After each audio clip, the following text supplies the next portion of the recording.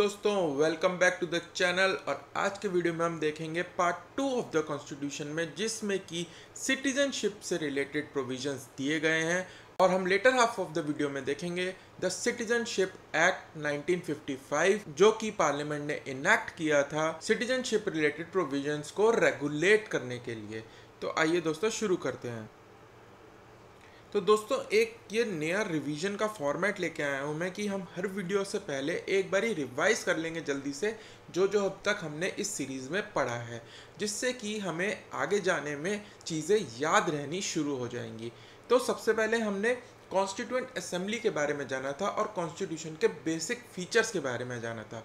और कॉन्स्टिट्यूशन के अंदर सबसे पहले हमने चीज़ जो देखी थी वो थी प्रीएम्बल ऑफ द कॉन्स्टिट्यूशन, जिसमें कि हमने ये दो चीज़ें हमें याद रखनी है कि फॉर्म ऑफ गवर्नमेंट इंडिया में क्या इन्विजन करता है कॉन्स्टिट्यूशन, SSGR यानी कि sovereign, socialist, secular, democratic and Republic. फिर हमने देखा था कि कॉन्स्टिट्यूशन ऑब्जेक्टिव्स क्या अचीव करना चाहता है, justice, liberty, equality and fraternity. तो इस वाली वीडियो में से ये दो चीज़ें इंपॉर्टेंट थी। उसके बाद हमने देखा था यूनियन एंड इट्स टेरिटरी यानी कि पार्ट 1 ऑफ द कॉन्स्टिट्यूशन। अब इसमें कितने आर्टिकल थे? 4 आर्टिकल थे, आर्टिकल 1 to 4। और इसमें हमें क्या याद करने थे आर्टिकल जो कि हमें याद होने चाहिए? आर्टिकल नंबर 1 जिसमें कि name and the territory of India को डिफाइन किया गया है, और आर्टिकल नंबर 4 जिसमें कि कहा गया है कि जो लॉस आर्टिकल 2 और 3 के अंडर पार्लियामेंट बनाती है, यानी कि जो स्टेट को बाइफरकेट कर सकती है पार्लियामेंट, या फिर रीनेम कर सकती है, या ज्वाइन करके एक नई स्टेट बना सकती है, उसके अंदर जो चेंजेस बाय लॉ लाएगी पार्लियामेंट, वो कॉन्स्टिट्यूशनल अमेंडमेंट प्रोसीजर जो कि आर्टिकल 368 में दिया गया है, उसके बिना ही शेड्यूल 1 और 4 में ऑटोमेटिकली रिफ्लेक्ट हो जाएंगे। तो ये था basically part 1 of the constitution.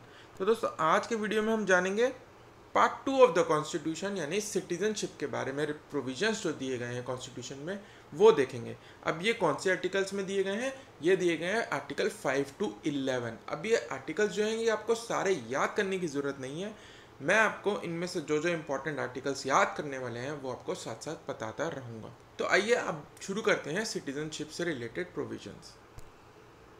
तो ये वाला आर्टिकल, आर्टिकल 5 और आर्टिकल 11, ये जो दो आर्टिकल हैं इस पार्ट में से आपको याद करने हैं इनके रिलेटेड प्रोविजन।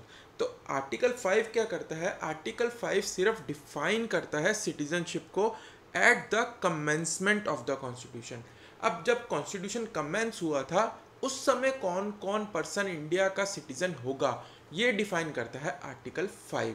दोस्तों, मैंने जैसे कि आपको पहले वाली वीडियो में भी बताया था कि सिटीजनशिप रिलेटेड प्रोविजंस कॉन्स्टिट्यूशन के कब लागू कर दिए गए थे?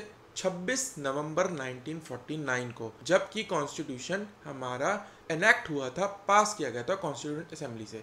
हालांकि पूरा कॉन्स्टिट्यूशन 26 जनवरी 1950 को लागू किया गया था, पर जो सिटीजनशिप से रिलेटेड प्रोविजंस थे that came into effect on 26 नवंबर 1949।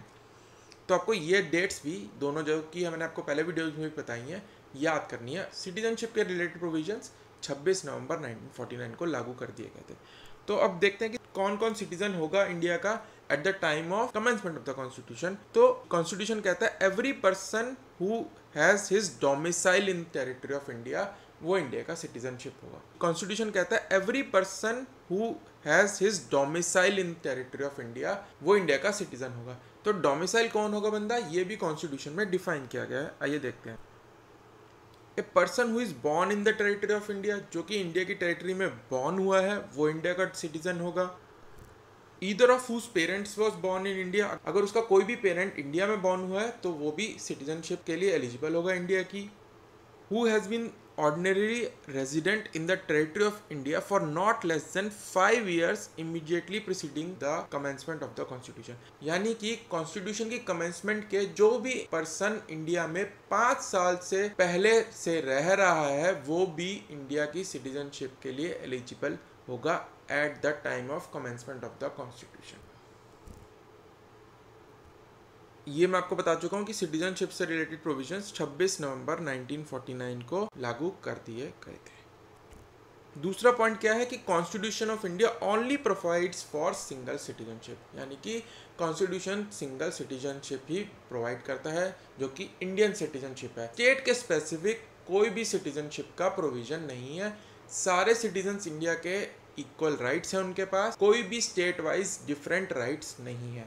सिर्फ सिंगल सिटीजनशिप का कंसेप्ट है इंडिया में। यूएसए की तरह डुअल सिटीजनशिप का कंसेप्ट नहीं है कि स्टेट वाइज भी एक सिटीजनशिप होगी आपकी, सिर्फ कंट्री की सिटीजनशिप होगी। फिर आते हैं आर्टिकल 6 to 10। अब ये इतने इंपॉर्टेंट नहीं है याद करने के पर्सपेक्टिव से, ना एग्जामिनेशन के पर्सपेक्टिव से, तो इनको जल्दी से देख लेते हैं कि क्या कहते हैं। इनको याद करना इतना ज़रूरी नहीं है।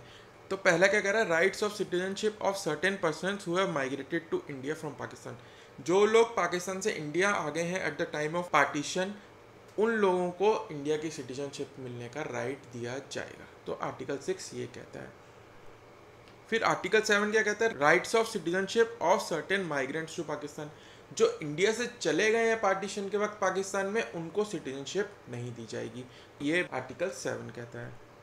फिर आता है article 8, right of citizenship of certain person of Indian origin residing outside India.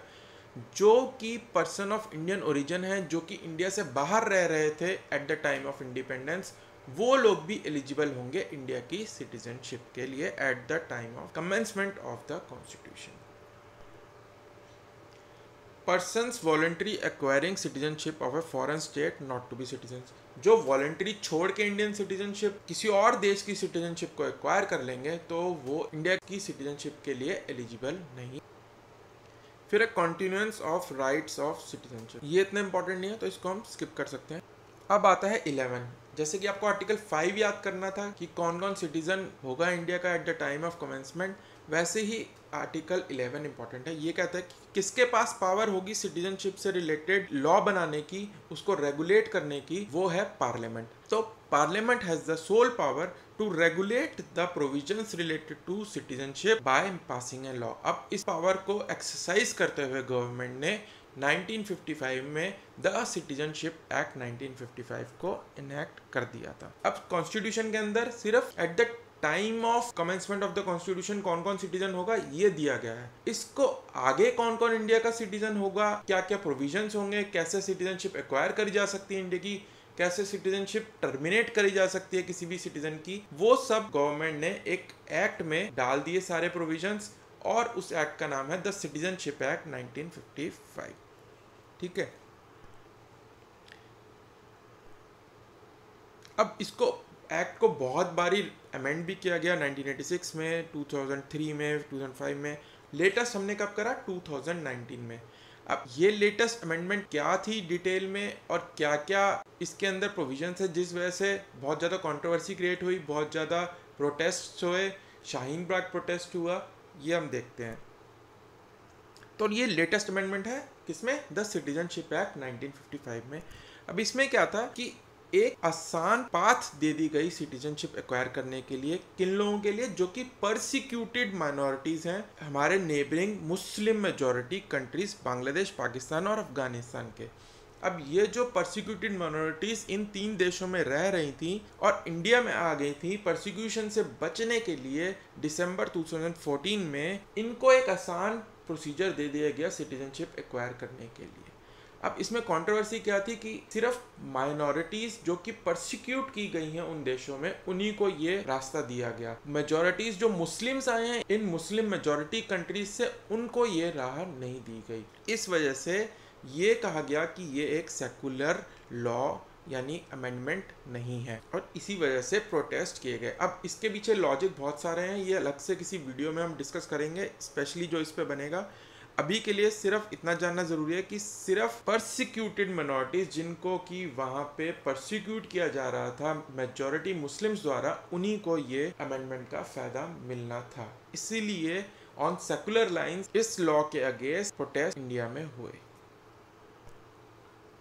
अब जान लेते हैं जो सिटीजनशिप एक्ट 1955 के मेजर प्रोविजंस क्या थे, एक्विजिशन की कैसे आप सिटीजनशिप एक्वायर कर सकते हैं, और फिर हम देखेंगे कि टर्मिनेट कैसे हो सकती है सिटीजनशिप। ये 2 चीजें देखेंगे इस एक्ट के अंदर। तो एक्वायर कैसे हो सकती है, बाय बर्थ, यानी कि अगर आप इंडिया के अंदर बॉर्न हुए हैं 26 जनवरी 1950 के बाद, बट बिफोर 30 जून 1987 तो आप इंडिया के सिटीजन हैं। अब ये 30 जून 1987 क्यों दी गई कि तब तक ही दी जाएगी जो बॉर्न हुए इंडिया में?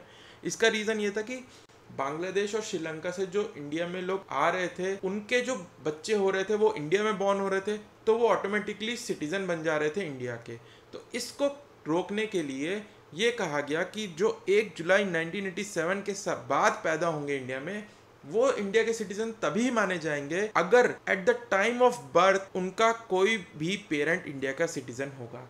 यानी अगर उस समय दोनों पेरेंट आपके इंडिया के सिटीजन नहीं है, बांग्लादेश के हैं या श्रीलंका के हैं, लेकिन अगर आप इंडिया में बॉर्न हो गए हो तो आप इंडिया के सिटीजन नहीं होगे जब तक कि आपका दोनों में से एक पेरेंट इंडिया का सिटीजन नहीं होगा at time of your birth. ठीक है। फिर दूसरा तरीका क्या है? By descent. Person born outside India, अगर कोई पर्सन इंडिया के बाहर बॉर्न हुआ है 26 जनवरी 1950 के बाद लेकिन 10 दिसंबर 1992 से पहले, तो वो इंडिया का सिटीजन होगा बाय डिसेंट अगर उनका फादर जो है वो इंडियन सिटीजन था at time of their birth. अगर कोई पर्सन इंडिया से बाहर जाता है और उसका एक बेबी बॉर्न होता है इंडिया से बाहर, तो वो बेबी भी इंडिया की सिटीजनशिप के लिए एलिजिबल होगा अगर उसका फादर जो है वो इंडियन सिटीजन है at time of his birth. तो इसमें सिर्फ फादर के लिए है, मदर के लिए कोई प्रोविजन नहीं था। तो इसको ठीक करने के लिए एक अमेंडमेंट और लाई गई और उसमें ये कहा गया कि 10 दिसंबर 1992 के बाद कोई भी पर्सन इंडिया से बाहर बॉर्न होता है वो इंडिया की सिटीजनशिप के लिए एलिजिबल होगा अगर उसका कोई भी पेरेंट इंडिया का सिटीजन होगा eight the time of their birth. ठीक है। अब इसमें एक और है लाई गई अमेंडमेंट 3 दिसंबर 2004 ऑनवर्ड्स कि अगर पर्सन इंडिया के बाहर बॉर्न हो रहा है उसको 1 साल के अंदर डिप्लोमेटिक मिशन के अंदर रजिस्टर कराना पड़ेगा, तभी वो एलिजिबल होगा इंडियन सिटीजनशिप के लिए। अगर 1 साल से ज़्यादा हो जाता है टाइम तो वो एलिजिबल नहीं होगा। तो जो पहले दो कैटेगरी के जो मैंने आपको बताया बाय बर्थ और बाय डिसेंट, ये दोनों कौन सी कैटेगरी कहलाए जाते हैं? Natural citizens of India. ठीक है, सिर्फ ये दो कैटेगरी। तो ये पूछा जा सकता है कि नेचुरल सिटीजन्स ऑफ इंडिया कौन कौन से हैं? बाय बर्थ हो सकते हैं और बाय डिसेंट हो सकते हैं। अब हम पढ़ेंगे आगे और कौन से तरीके हैं इंडिया की सिटीजनशिप एक्वायर करने के लिए। तो पहला है बाय रजिस्ट्रेशन। अगर कोई पर्सन ऑफ इंडियन ओरिजिन है जो कि इंडिया से बाहर रह रहा है, PIOs बोलते हैं हम इन्हें, जो कि इंडिया में रह रहा है 7 साल से एप्लीकेशन मूव करने से पहले सिटीजनशिप की, तो वो इंडिया की सिटीजनशिप एक्वायर कर सकता है बाय रजिस्ट्रेशन। इसमें कंडीशन क्या है कि वो PIO होना चाहिए, पीपल ऑफ इंडियन ओरिजिन होना चाहिए। बाय नेचुरलाइजेशन, यानी कि कोई फॉरेनर इंडिया की सिटीजनशिप एक्वायर कर सकता है अगर वो इंडिया में 12 साल से रह रहा है और वो कॉन्स्टिट्यूशन के प्रति एलिजियंस की ओथ ले लेता है, तो वो बाय नेचुरलाइजेशन इंडिया का सिटीजनशिप एक्वायर कर सकता है। By incorporation of a territory, अगर India by treaty, by purchase या एक्वायर करता है और इंडिया के अंदर मिला लेता है, तो उस टेरिटरी में जो लोग रह रहे हैं वो भी इंडियन सिटीजन्स ऑटोमेटिकली हो जाएंगे। तो ये एक मेथड और है एक्विजिशन का, ये द सिटीजनशिप एक्ट 1955 में दिया गया है। लास्टली क्या है? By registration as an OCI, यानी कि ओवरसीज सिटीजन ऑफ इंडिया। कुछ कंट्रीज के लिए इंडिया ने डुअल सिटीजनशिप अलाउ कर दी थी सिटीजनशिप अमेंडमेंट एक्ट 2003 में। इसके अंदर एक लिस्ट दी गई है कुछ कंट्रीज की जिनकी सिटीजनशिप अगर आप लेते हैं तो आप अपनी इंडिया की सिटीजनशिप फोरगो नहीं करेंगे, आप डुअल सिटीजनशिप ले सकते हैं इन कंट्रीज़ के साथ। पर इसमें क्या दिया गया है कि आप वोट नहीं कर सकते इंडिया में अगर आप डुअल सिटीजन हैं इंडिया के। अब आते हैं हम टर्मिनेशन ऑफ सिटीजनशिप की। सिटीजनशिप टर्मिनेट कब हो सकती है किसी बंदे की, ये भी सिटीजनशिप एक्ट 1955 में दिया गया है। तो पहला मेथड है बाय रिनंसिएशन, कि अगर कोई पर्सन जो कि इंडिया का सिटीजन है वो किसी और कंट्री की सिटीजनशिप एक्वायर करता है तो वो वॉलंटरी अपनी इंडिया की सिटीजनशिप को छोड़ देता है, तो उसे कहते हैं बाय रिनंसिएशन, टर्मिनेट हो जाती है उसकी सिटीजनशिप इंडिया की। दूसरा मेथड है बाय टर्मिनेशन, कि ऑटोमेटिकली टर्मिनेट हो जाएगी उसकी सिटीजनशिप इंडियन सिटीजन की अगर वो किसी और कंट्री की सिटीजनशिप एक्वायर कर लेता है और उस कंट्री के साथ डुअल सिटीजनशिप का कोई प्रोविजन नहीं है, तो ऑटोमेटिकली उसकी इंडिया की सिटीजनशिप कैंसिल कर दी जाएगी या टर्मिनेट कर दी जाएगी। तो पहले केस में वो वॉलंटरी दे देता है अपनी सिटीजनशिप इंडिया की, दूसरे केस में ऑटोमेटिक टर्मिनेशन हो जाती है। और लास्ट क्या है? बाय डेप्रीवेशन, कि कुछ कंडीशंस दी गई हैं इस एक्ट के अंदर, जिसके अकॉर्डिंग अगर कोई सिटीजन जो कि बाय रजिस्ट्रेशन या बाय नेचुरलाइजेशन इंडिया का सिटीजन है, सिर्फ इन 2 मेथड से इंडिया का सिटीजन बना है, तो उसकी सिटीजनशिप छीन ली जा सकती है। किस कंडीशंस में, वो डिटेल में इस एक्ट के अंदर दी गई हैं। कुछ प्रोविजंस हैं कि अगर आप डिसलॉयल हो जाते हैं हमारी कंट्री के प्रति या कॉन्स्टिट्यूशन के प्रति, अगर आप किसी एनिमी नेशन के साथ ट्रेड करते हैं ड्यूरिंग वॉर, तो ऐसी कुछ कंडीशंस दी गई हैं जिसके अकॉर्डिंग सिटीजन बाय रजिस्ट्रेशन और सिटीजन बाय नेचुरलाइजेशन ये लोग की सिटीजनशिप छीनी जा सकती है। तो दोस्तों ये था दूसरा part of the constitution citizenship के ऊपर। आज के वीडियो में हमने इससे रिलेटेड प्रोविजन सारे देखे। तो मैं आशा करता हूँ आज का वीडियो आपको पसंद आया होगा, और अगर आपको पसंद आया है तो प्लीज़ लाइक कीजिए, शेयर कीजिए and do subscribe to our channel and hit the bell icon, जिससे कि आने वाले वीडियोस की नोटिफिकेशन आपको मिलती रहे। तो दोस्तों अब हम मिलेंगे अगले वीडियो में फंडामेंटल राइट्स के साथ, पार्ट 3 ऑफ द कॉन्स्टिट्यूशन के साथ। तब तक के लिए bye bye and happy learning.